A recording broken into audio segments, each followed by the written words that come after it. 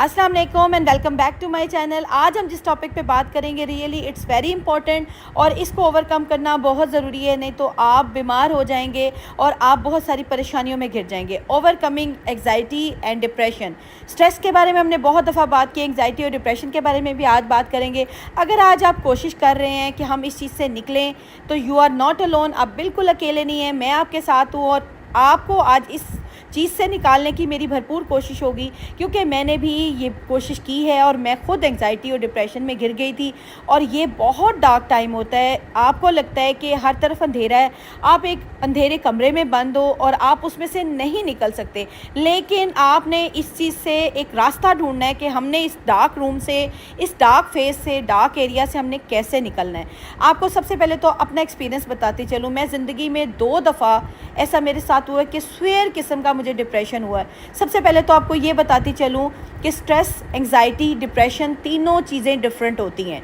Depression जो होता है वो एक्सट्रीम लेवल पे हो जाता है, जब हम बिल्कुल एक्सट्रीम पे चले जाते हैं, हमें कोई चीज़ समझ नहीं आ रही होती, तब हम डिप्रेशन के फेज़ में आते हैं। आपको सारे फेजेस भी सेपरेटली बताऊंगी, लेकिन मैं अपना एक्सपीरियंस इसलिए बताना चाह रही हूँ ताकि आपको समझ आए कि मुश्किल है लेकिन नामुमकिन नहीं है। डिप्रेशन वो फेज़ होता है जिसमें हमें कुछ समझ नहीं आ रही होती, हम बिल्कुल अकेले हो जाते हैं, आइसोलेट फील करते हैं, हमने कमरा बंद कर लेना होता है और छोटी सी बात पे भी हम रोने धोने लग जाते हैं। ये डिप्रेशन का एक्सट्रीम फेज़ होता है। मैं खुद इस फेज़ में आई, 2 दफ़ा ज़िंदगी में आई, लेकिन ओवरकम किया जल्दी जल्दी, और रीज़न भी बताती हूँ कैसे किया। सबसे पहला तो फेज़ था जब मेरी ट्यूबल प्रेगनेंसी थी और ट्यूबल रप्चर मेरे के बाद मुझे सारा सी सेक्शन से गुजरना पड़ा और एक ऐसा फेज़ कि प्रेगनेंसी भी नहीं रही और मैं ख़ुद भी बहुत अरसा मैं बेड पे रही। और यकीन करें कि वो ऐसा फेज़ था कि मुझे लगता था कि मैं कमरे में हूँ ना, तो मेरे कमरे में कोई एंटर ना करे, कमरे का दरवाज़ा बंद रहे। मुझे छोटी सी कोई हमदर्दी में, कोई खिलाने के लिए कोई भी बात करता था तो मेरे आंसू चल पड़ते थे। ये मेरी सिचुएशन हो गई थी। लेकिन जब मैंने अपने दोनों बच्चों को देखा, अब मैंने निकलना इसी तरह था ना कि मुझे समझ नहीं आ रही थी कि मैं चाहती भी हूँ निकलना, लेकिन मैं निकल नहीं पा रही हूँ। मैं क्यों नहीं रूटीन में वापस आ रही। मैंने अपने बच्चों को देखा, अपने हस्बैंड को देखा जो कि एफ़र्ट कर रहे हैं कि मामा उठें, मामा आप हमारे साथ बाहर चलें। मैं कहीं नहीं बाहर निकलती थी, मैं कोई नया काम कर ही नहीं पाती थी।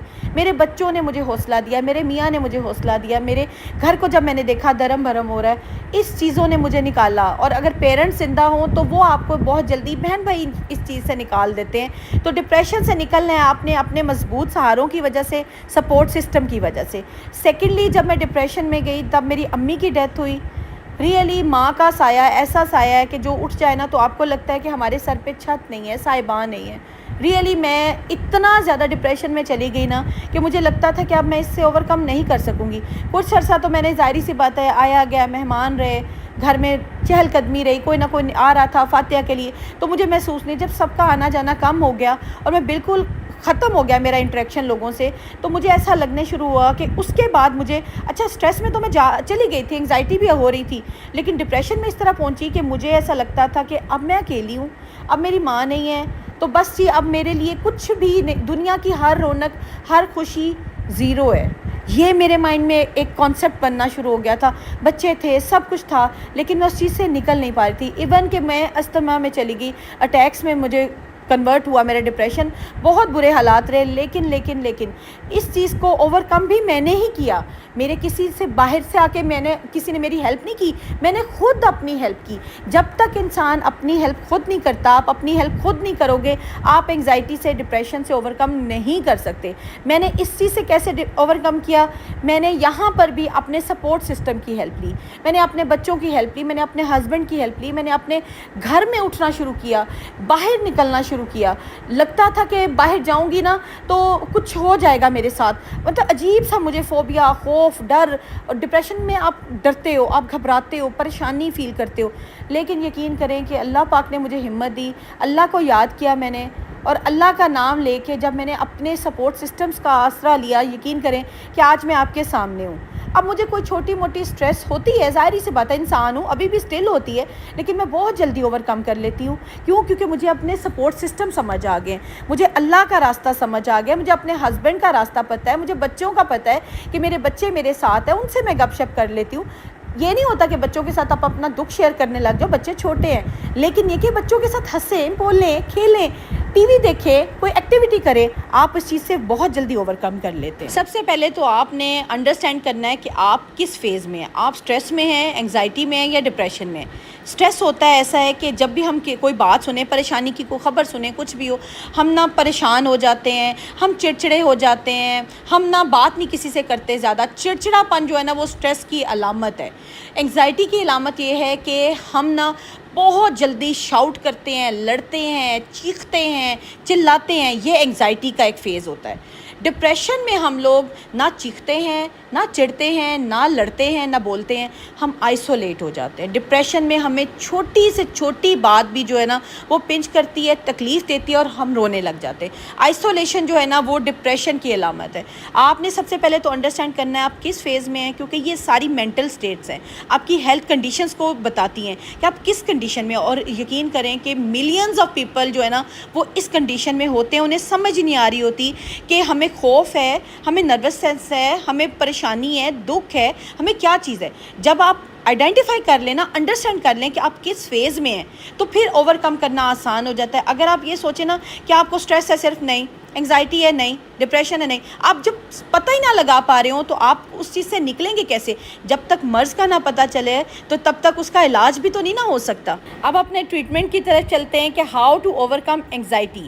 آج میں سٹریس کی بات نہیں کروں گی کیونکہ سٹریس کے بارے میں نے بہت سے بلاگ شیئر کر چکی ہوں۔ آج میں انگزائٹی اور ڈپریشن کے بارے میں بات کروں گی کہ آپ نے کس طرح سے انگزائٹی کو اوور کم کرنا ہے۔ سب سے پہلے آلویز آئی یوز ٹو سے اللہ سے رابطہ کریں، اپنی نماز کو مت چھوڑیں، اللہ سے بات کریں، اللہ سے اپنا دکھ شیئر کریں، نماز کی پابندی کریں، اس کے بعد قرآن پاک کو تفسیر کے ساتھ، ترجمے کے ساتھ پڑھیں، تسبیح کی عادت ڈالیں، ساتھ ہی ساتھ ڈیپ بریدنگ کریں، میڈیٹیشن کریں۔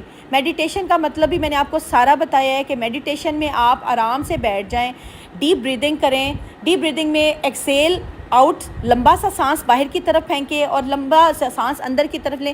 جب ایکسیل کریں تو سارا دکھ تکلیف ساتھ ایکسیل کریں، یہ ہوتی ہے جی deep breathing. Regular exercise, regular walk آپ کو بہت زیادہ افیکٹ کرتی ہے انگزائٹی سے باہر نکالنے کے لیے، کیونکہ جب تک آپ واک پہ نہیں جائیں گے، آپ نیچر کے ساتھ کنیکٹ نہیں کریں گے، نئی نئی چیزیں نہیں دیکھیں گے، اپنی تھاٹس کو پازیٹیوٹی کی طرف نہیں لے کے جائیں گے، آپ میں انگزائٹی جو ہے نا وہ نکلے گی نہیں۔ سوشل سپورٹ سسٹم، یہ بہت بیسک ایسا سسٹم ہے جس کے بغیر آپ نہیں نکل سکتے انگزائٹی سے۔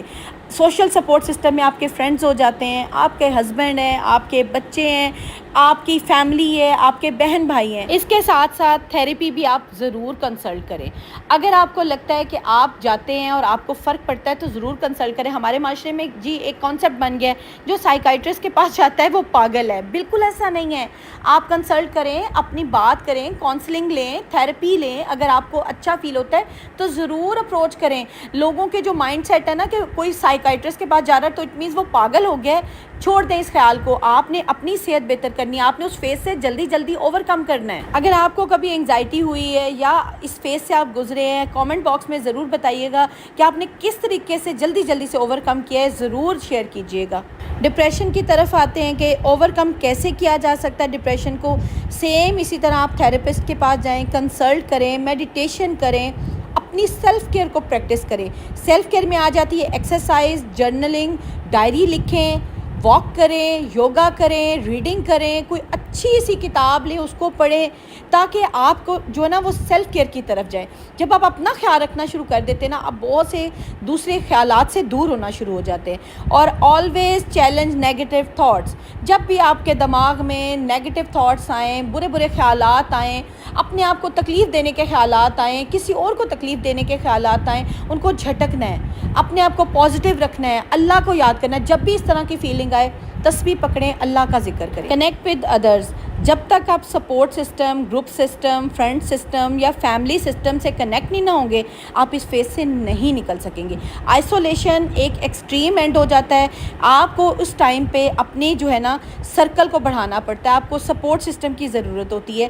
چھوٹے چھوٹے چیزوں پہ فوکس شروع کر لیں۔ میں یہ نہیں کہتی بڑے بڑے گولز پہ جائیں، بڑے بڑے کام کریں، چھوٹے چھوٹے کام کریں۔ لائک اگر آپ کا ڈریسنگ ٹیبل ہے، آپ کے پرفیومز ہیں، آپ کا میک اپ پڑا ہے، ڈرار کھولیں، اس کو آرگنائز کریں، اپنی چھوٹی چھوٹی ایکٹیویٹیز کو اپنی زندگی میں شامل کرنا شروع کریں جو کہ آپ بھول چکے ہیں، چھوڑ چکے ہیں.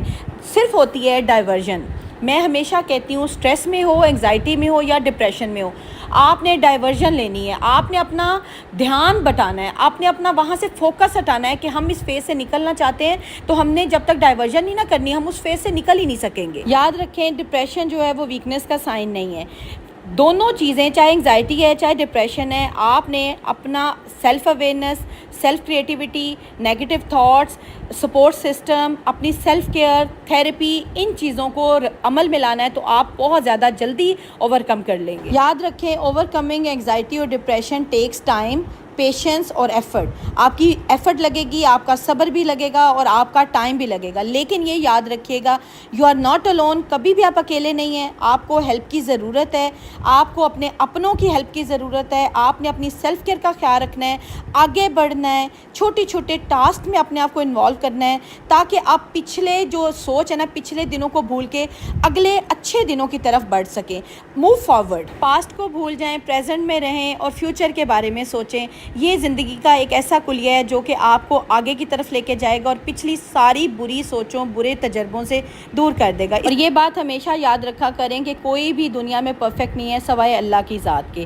اپنی سٹوری کو شیئر کیجیے گا تاکہ آپ دوسروں کو بھی سپورٹ کر سکیں اور آپ کی لائف سٹوری سے، آپ کے ایکسپیرینس سے کوئی اور اچھا لرن کر سکیں. اگر آپ اس فیز سے گزر رہے ہیں تو ان ساری باتوں پر ضرور عمل کیجیے گا. انشاءاللہ تعالیٰ آپ کی زندگی میں بہت اچھی اور پازیٹیو چینجز آئیں گی. And if you feel better, مجھے کامنٹ باکس میں ضرور بتائیے گا، کیونکہ آپ کے پیارے پیارے جو کامنٹس آتے ہیں نا، وہ میرا سپورٹ سسٹم ہے اور مجھے موٹیویٹ کرتے ہیں اور پازیٹیو رکھتے ہیں. کیونکہ اسٹریس، انگزائٹی اور ڈپریشن کا جو فیز ہوتا ہے، اس میں میڈیسن سے پہلے آپ کو سپورٹ سسٹم کی ضرورت ہوتی ہے. اور اگر آپ کا سپورٹ سسٹم اسٹرانگ ہے تو آپ کو پھر میڈیسنس کی ضرورت ہی نہیں پڑتی. آپ بہت جلدی ان چیزوں سے اوور کم کر لیتے ہیں. آپ کے جو پیارے پیارے کامنٹس آتے ہیں جس میں آپ یہ بتاتے ہیں کہ آپ کی اس بات کی وجہ سے ہم نے اپنے آپ میں چینجز لائی ہیں، تو جزاک اللہ، بہت بہت شکریہ. ملتی ہوں کل کے بلاگ میں. اپنا خیال رکھیے گا، دعاؤں میں یاد رکھیے گا. اللہ حافظ.